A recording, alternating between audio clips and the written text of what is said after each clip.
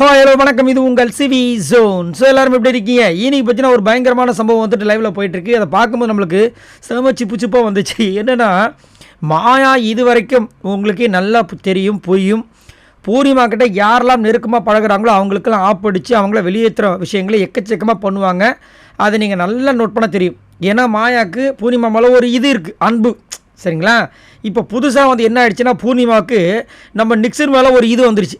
அந்த இதுவால் ஏற்கனவே மாயா வந்து ரொம்ப டிஸ்டர்ப் ஆகிருக்காங்க. ஏன்னா மாயா வந்துட்டு எப்பயுமே பூர்ணிமா கூட ஒரே பெட்டில் பேசிகிட்டு இருப்பாங்க, சந்தோஷமாக இருந்திருப்பாங்க. இப்போ வந்து அதை ஷேர் பண்ணுறதுக்கு நம்ம நிக்சன் வந்தனால செம்ம காண்டில் இருக்காங்க. இப்போ என்ன ஆகிடுச்சுன்னா, காலையில் ஒரு பவுன்ஸ் பேக் அப்படின்ற ஒரு டாஸ்க் நடந்துச்சு. அதில் வந்து நிறைய பேர் வந்துட்டு மாயாவை சொன்னதுனால மாயாவுக்கு ஒரு ஆச்சரியம். இன்னும் என்னையே சொல்லிட்டீங்க, நான் எப்பயுமே அந்த மாதிரி எதுவுமே பண்ணதில்லையப்பா, எனக்கு வந்துட்டு நான் உங்களுக்கு நல்லதே செஞ்சதில்லை, என்னையே போய் சொல்கிறீங்களப்பா, இதுக்கு நான் என்ன கைமாறு பண்ண போகிறேன்னு தெரியலேன்ற மாதிரி யோசிக்கிறாங்க.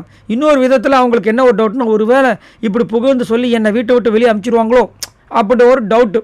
சரிங்களா? அதனால் என்ன பண்ணுறாங்க, அவங்க இந்த விஷயத்தை யாருக்குள்ளே கேட்க முடியும்? அவங்க புள்ளிகாங்கில் இருக்கிற மற்ற ஆட்கள் கிட்ட தான் கேட்க முடியும். அதனால் இந்த பக்கம் பூர்ணிமாவும் நிக்சன் நிற்கிறாங்க. சரி நம்ம கேட்போம் அப்படின்னு சொல்லிட்டு காலையில் இந்த பவுன்ஸ் பேக் டாஸ்க்கை பற்றி என்ன யோசிக்கிறீங்க அப்படின்னு கேட்டால், நிக்சன் அதை பற்றி சொல்லாமல் என்ன சொல்கிறாருன்னா, நல்லா இருந்துச்சு அப்படின்றாரு. என்ன நல்லா இருந்துச்சு அப்படின்னா, இவங்க ரெண்டு பேரும் சேர்ந்து டான்ஸ் பண்ணும்போது அந்த பாண்டிங் நல்லா இருந்துச்சா.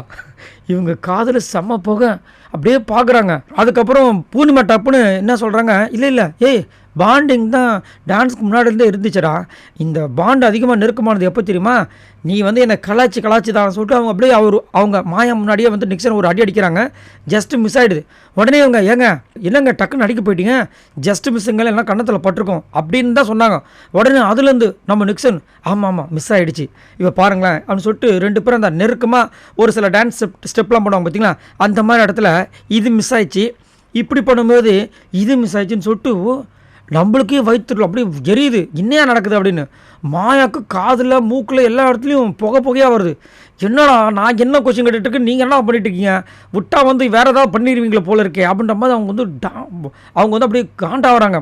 அப்புறம் கடைசி அவங்களே டென்ஷன் ஆகிட்டாங்க. இங்கே பாருங்கள், நான் வந்து பவுன்ஸ் பேக் பண்ண அந்த டாஸ்க்கை பற்றி தான் கேட்டேன். நீங்கள் இங்கே வந்து என்னென்ன காமிச்சிட்டு எது பண்ணிட்டு இருக்கீங்க, நல்லா தான் இருந்துச்சு நீங்கள் பண்ணும்போது, அதை விடுங்க அப்படின்ற மாதிரி டென்ஷன் ஆகிட்டாங்க. ஆனால் எனக்கு ஒரு ஹாப்பி, நிக்சனை நம்மளால் ஒன்றும் பண்ண முடியல, கமலஹாசனாலும் ஒன்றும் பண்ண முடியல, அவர் சேவ் பண்ணிட்டு இருக்காரு வச்சுக்கிங்களேன், பிக் பாஸாலையும் ஒன்றும் பண்ண முடியல.